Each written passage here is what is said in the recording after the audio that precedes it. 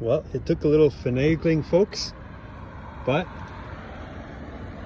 I managed to get out the magic adapter dock. And so now we're going to try to charge on this Kia Niro EV, which is a 2023 model. It is at roughly 50% charged right now. I see green Charging lights. started. Aha, and the charging has started. Look at that. So, the trick, as I found, now I had set up my credit card before. Now this is a Canadian credit card and a Canadian vehicle, so I wasn't sure if both of those or either one of those would give me any issues.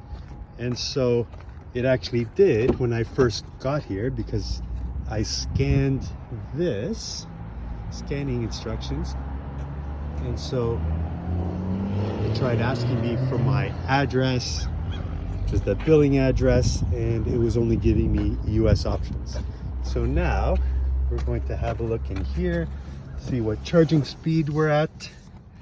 Oh, only 35 kilowatts. Well, that's not great, but it's working, so that is something. Now at roughly 30%, about an hour ago, I was getting about 55 kilowatts at the Electrify America station in Buffalo, New York.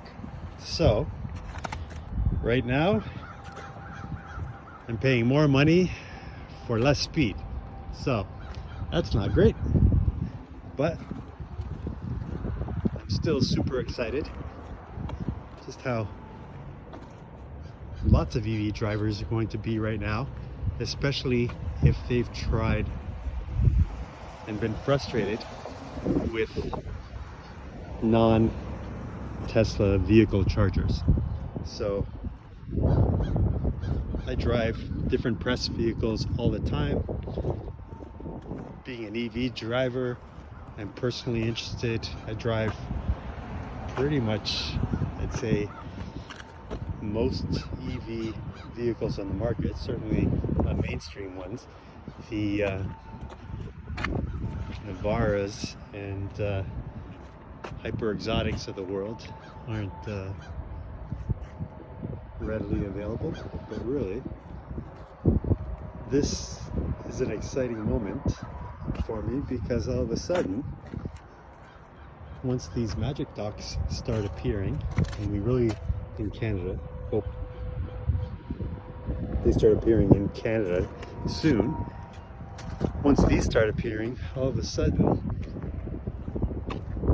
it'll give the other network operators a lot of competition, and you'd hope that would increase the reliability that so far has been a major issue for a lot of these networks. So let's see, are we speeding up here? I was in sport mode to get here, just to see.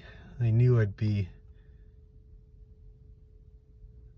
at a lot fuller battery than I was at the Electrify America charger. Oh, we're up to about 40 kilowatts. So the trick, let's turn the car on. The trick for me to get it to work after not working the first time was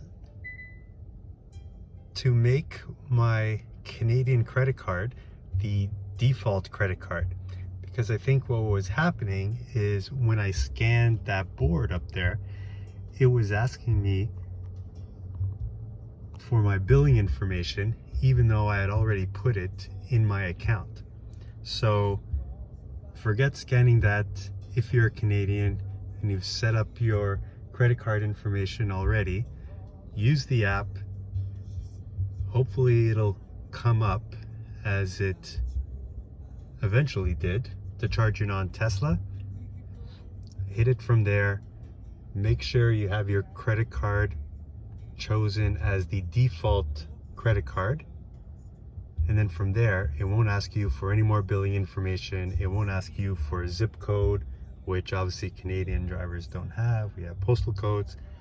And just like the regular Tesla supercharging experience, it should get you going right away.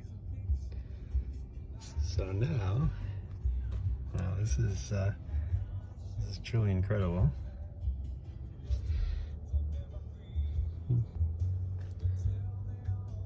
After driving so many Teslas and being amazed at how easy they charged, this really could be a new frontier for Canadian EV drivers. It shouldn't be this amazing to have chargers that actually work. First time, no issues, although technically I guess it wasn't the first time with this one, but still it was relatively quick. I'm sure the decent weather here made it a little bit easier. The Electrify America station also took 2 tries to get going, so I'm giving them both a pass because it was relatively quick to get both of these operating properly, even though I'm technically in a different country from my home accounts. That yeah, may make things a little more difficult on the billing side of things.